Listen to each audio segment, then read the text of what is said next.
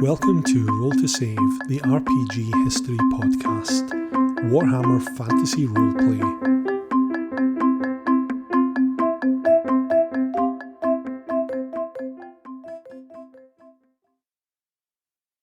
Hello and welcome to another episode of Roll to Save. I'm your host Ian, and today we're reviewing something that's very close to my heart, Enemy in Shadows, the 4th edition director's cut of the legendary Enemy Within campaign for Warhammer Fantasy Roleplay. Now, I need to start with a confession here. This isn't just any review for me. This campaign basically shaped who I am as a player and the games master. Picture this, it's 1988, I'm 12 years old, and I'm convinced I know everything about running games, and I'm attempting to run the Enemy Within for my friends. Of course, back then I was working with what can only be described as the organisational nightmare that was the original Shadows Over Bugenhaven. Great adventure, but I spent half my time frantically flipping through pages mid-session, desperately hunting for NPC stats or trying to figure out what was supposed to happen next. Interestingly though, in the 80s that was just an accepted fact. Modules were usually brilliant but utterly chaotic, and that's just how things were. So here we are 30 plus years later, and Cubicle 7 has given us the director's cut of the Enemies in Shadows. 30 years of hindsight, the mechanical improvements of 4th edition Warhammer, and the promise of fixing all those organisational issues that plagued the original. Oh, and a promise to wrap up the campaign properly and make the whole thing fit together coherently. A little bit of an aside here for those of you who aren't overly familiar with the Enemy Within campaign. The original edition had 6 chapters, but it kind of petered off after the 4th chapter, mainly because Games Workshop realised that they made more money selling small plastic models than they did in writing long weighty books. As a result, the final 2 chapters of the campaign, Something Rotten in Kislev and The Empire in Flames, were both thematically disconnected from what had gone before and also left a ton of plot threads dangling, things that were never resolved that seemed to be important elsewhere in the campaign. So big expectations for the new version of the campaign. Enemy in Shadows was the first chapter written for the new Enemy Within that would span 5 chapters, and the promise was that this definitive director's cut would address a lot of the shortcomings of the original. So the big question is, looking at Enemy in Shadows, does it deliver, or are we just looking at nostalgia wrapped up in better packaging? Let's get into it.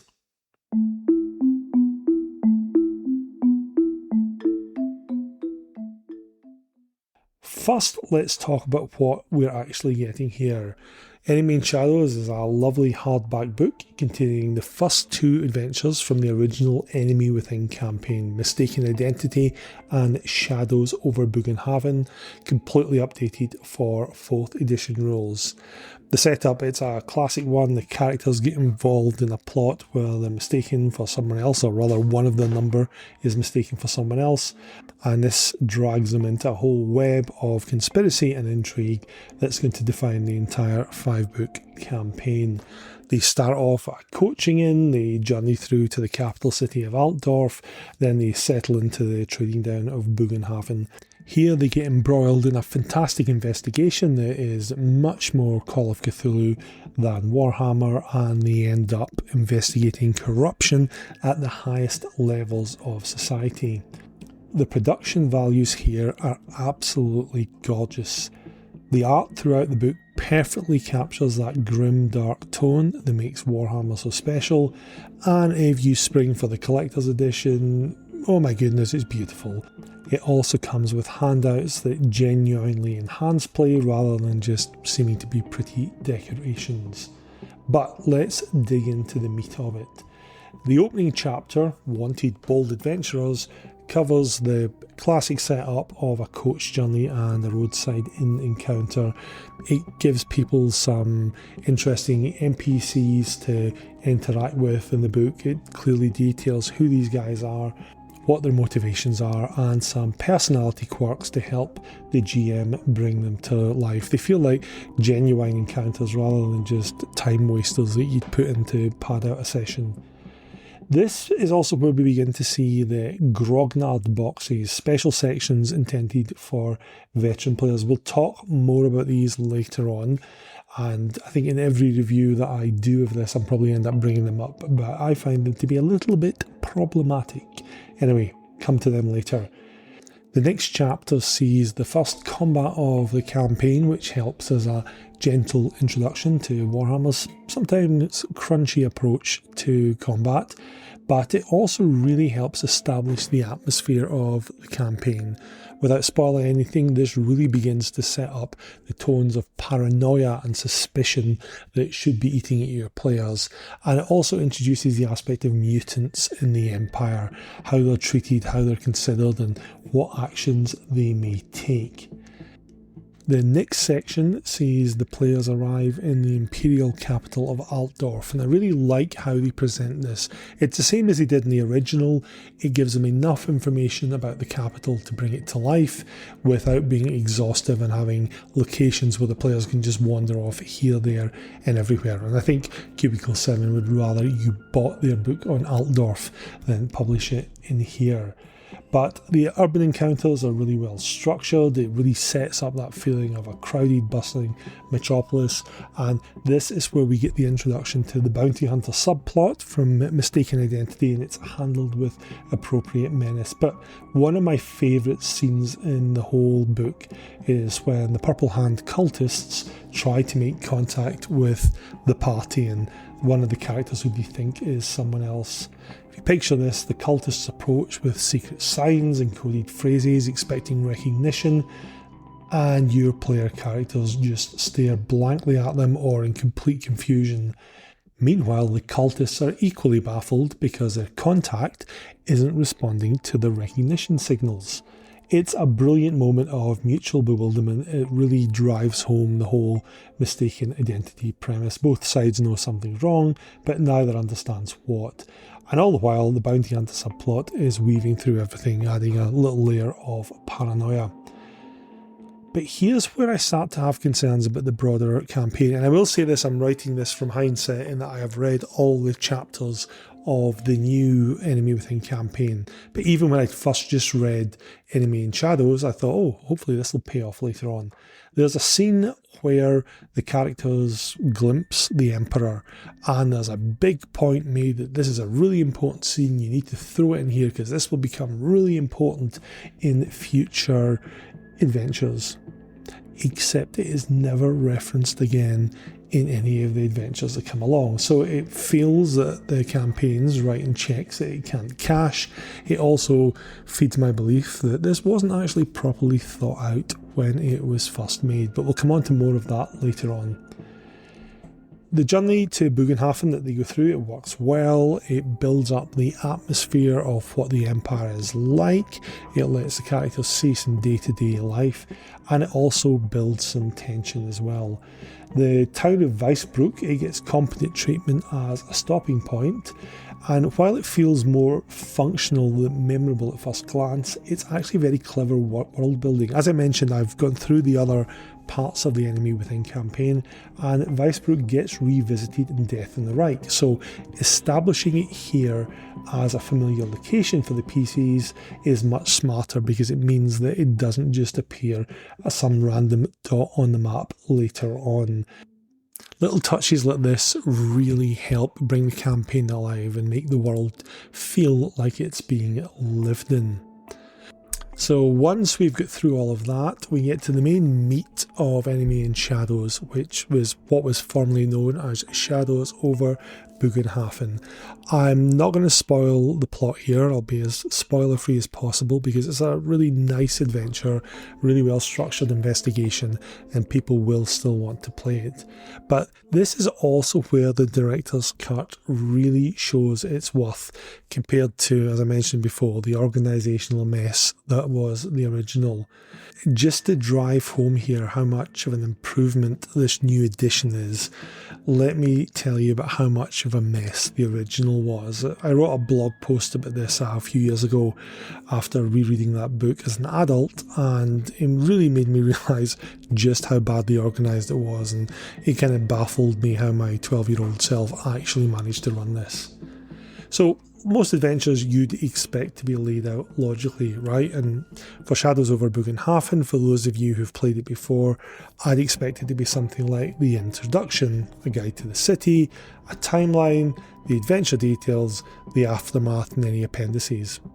Pretty simple, pretty straightforward, and instead what you got was something much more like the introduction, a rough timeline, the start of the city guide, the start of the adventure, then we cut to the story so far, then we get the continuation of the adventure, then we get a pull-out section with more city guide and some NPC stats, then we get a different timeline, then we get a section on common knowledge, then we get some more adventure, then we get key locations, then we got a separate guide to the temples in the city, then we get more adventure, then we finally got the aftermath. It was exhausting to use. Here's a perfect example of how bad it was. So again, without spoiling it, there's this crucial encounter in the middle of the adventure, kind of beginning of the second act, where the powers that be approach the characters and offer some assurance. The usual, hey, everything's fine, nothing to see here routine.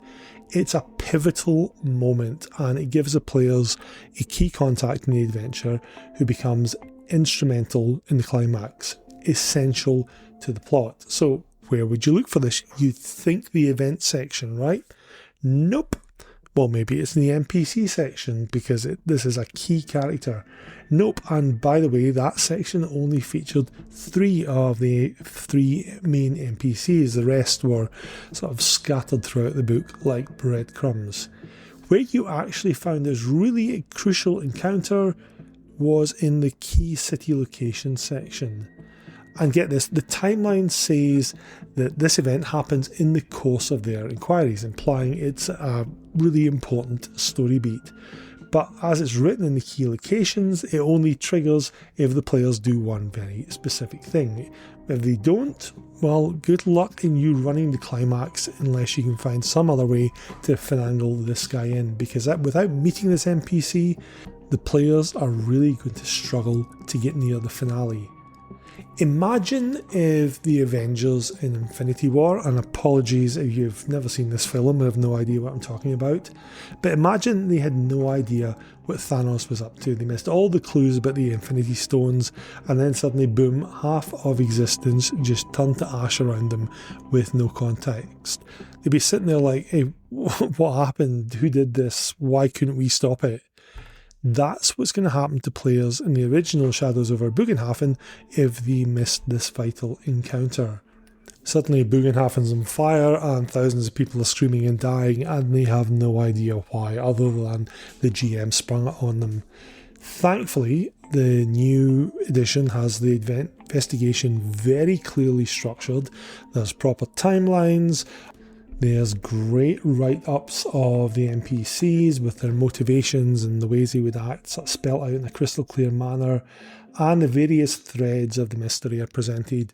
So as a GM, you can actually react to player agency and them going off and doing all the random stuff that players do without completely losing the plot and being able to time them back into the main events. The festival setting needs a particular shout out. It gives excellent colour and tons of roleplay opportunities. I love how the underlying cult investigation maintains the appropriate tension without actually feeling forced. And the climax of the adventure, it offers genuine choices and, more importantly, meaningful consequences. I should say the original offers all of this too, but it's worth mentioning here in the context of this new edition that it doesn't lose any of that quality that the original have. It's also good in that There are several different ways to approach the investigation. As I mentioned there's enough of a skeleton here that you can hang your player choices off it. It doesn't feel like you have to railroad them towards some finale.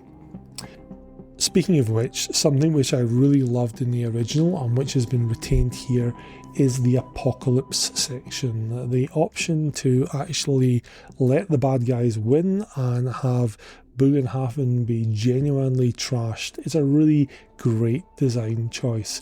It perfectly captures that whole actions have consequences theme that is so pivotal to Warhammer. There are many adventures for different RPGs that they kind of hand wave away any bad endings. The assumption is the player characters will succeed. This being Warhammer, this includes the option, what if the players don't succeed? And this was one of my very early RPG adventures back in the day, so I was kind of spoiled by this. I went back to other adventures and I'm like, oh, why does this not include an option for what happens if the players fail? So this is great. You have all these other adventures who pull their punches at crucial times. You know, they set up these dramatic stakes and then find ways to make sure that nothing really bad happens to the darling players. Not this one. This adventure commits to its convictions. If your players mess up, Bugenhaven is going to have a bad day. Thousands are going to die, and the players have to live with that. And that is properly Warhammer Fantasy Roleplay right there. Now, the book also comes with appendices, and they are genuinely fantastic. The Bugenhaven Gazette, it's comprehensive and actually useful. It provides enough detail to run numerous adventures in this town if you want to, creating a living, breathing settlement that extends well beyond the immediate confines of this adventure. It actually offers real value even if you're not running the campaign, although I do have to question who exactly is going to buy a campaign book just to use the appendix. But if you do have this book, you've got a fully realised town that you could use for years as a base of operations for your adventurers, or just setting adventures in Bugenhaven. It is that detailed. There are also numerous new rules in this chapter which you can apply to your games if you wish. The NPC creation guidelines in particular are very sensible and time-saving. But the real thing that I loved in the appendices, and it's a really small thing, but I cannot overstate how much I loved it, is the section on Accents of the Empire. It is absolutely brilliant design that should be required reading, not just for every Warhammer GM, but for every GM. Instead of prescribing specific real-world accents for various imperial provinces, it gives you a framework to assign accents that make sense in your cultural context. And this solves that long-standing gripe that I have of non-British GMs feeling the need to mangle various British regional accents, usually on actual plays. I've had some truly horrific attempts at Cockney and Yorkshire and Scottish over the years, and this should put an end to countless crimes against pronunciation. It's absolutely brilliant stuff. However, we now need to talk about this book's most significant flaw, in my opinion, which is the grognard boxes. Now, I have to be honest here, when I first heard about these, I was genuinely excited. The idea behind these was having different approaches for running the campaign. Alternative takes on classic encounters, that all sounds fantastic. I was imagining expanded content, different narrative paths, maybe some deeper exploration of themes that the original couldn't fit in. The concept seemed really appealing. But what did we actually get? Well, that's a different story altogether. These sections are supposed to provide alternatives for veteran players who remember the original, but instead of offering genuinely different experiences or expanded content, these boxes typically assume veteran players will metagame and therefore provide the adversarial gotcha moments for the GM to trip them up. And it's the language throughout these sections that really gets me. It frames this GM-player relationship as fundamentally antagonistic rather than collaborative. There are phrases like, confuse such presumptuous folks with this, that reveal a design philosophy viewing veteran players as problems to be solved rather than as enthusiasts to be engaged. It completely misunderstands why people return to classic campaigns. Veterans don't replay the enemy within, hoping to be surprised by random changes or because they want to rush to the end using their prior knowledge so they can quote-unquote win. They return because they want to share the experience with new players, or they want to revisit beloved content with the improved mechanics of the new system. The Grognard boxes feel like solutions desperately searching for a problem that doesn't actually exist, and it's such a missed opportunity. The concept could have been brilliant. Imagine alternative villains, or expanded political intrigue, or different ways to approach the investigation. Instead, we get adversarial design that treats experienced players like cheaters who need to be tricked. There's also another issue I have, which I touched on earlier, which is I believe this falls short of being a true director's cut in some very important ways. Most notably, it lacks any overall campaign summary or guidance for the 5-book arc, which suggests to me that the full vision wasn't actually in place when they wrote this volume. And this is such an important thing. If you're going to invest in a campaign that goes over 5 books and presumably takes a couple of years to run, you as a GM want to know what's going on beforehand, especially if you're going to be changing things.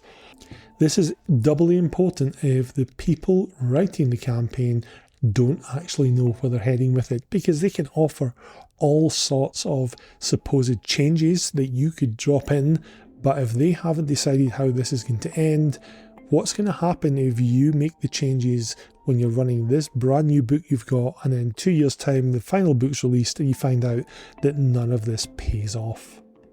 There's one example in this book that is particularly fascinating. It introduces a demon called the Changeling and suggests that you can use this instead of the primary antagonist in the book.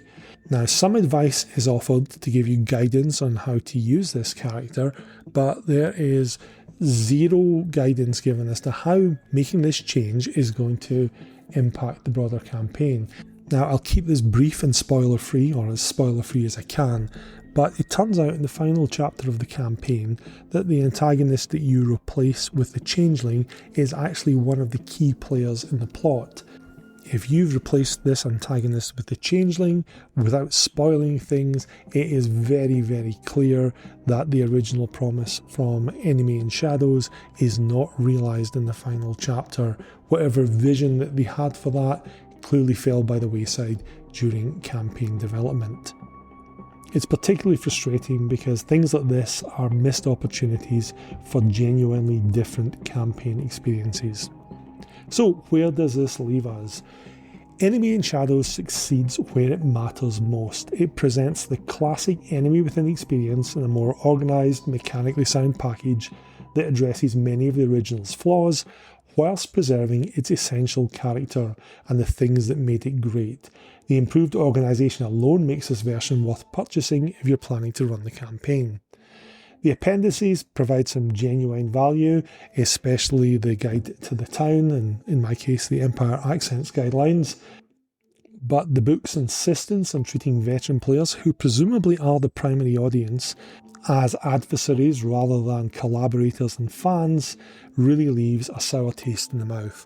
Likewise, the incomplete director's cut vision and those dangling plot threads suggest a campaign that wasn't fully thought through during the development stage. However, despite these flaws, this is an excellent reworking of one of RPG's greatest adventures. For veterans like myself, it's a beautiful, functional update that improves the play experience, even though it occasionally talks down to me. The Enemy Within remains a masterpiece of a campaign design, and Enemy in Shadows proves that some classics genuinely deserve their reputation. My advice would be, if you're a fan of Warhammer, buy it, ignore the Grognard boxes, and enjoy the ride. I'm going to give it 4 out of 5 stars.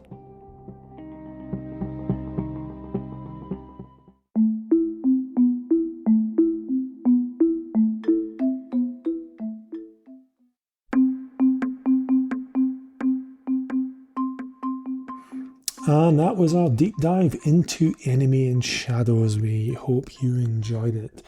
If you've run this campaign, either in the original or the new version, we'd love to hear your thoughts. either drop us a line on email at roll.2.save.pod@gmail.com or on social media. We'd be delighted to hear from you. We're, well, I was going to say monthly because I'm so used to saying that. We're not a monthly podcast by any stretch of the imagination. We're an occasional podcast on RPG history. We've got a back catalogue of over 60 episodes dealing with history, reviews, roundtables, author interviews, even some actual plays. So if you fancy checking it out, please do. And if you don't mind, please leave us a review. We'd love to see 5 stars because that helps us get more visibility. Until then, we will see you in the next episode, and keep those dice rolling, and remember, in the grim darkness of the old world, there are no heroes, only survivors.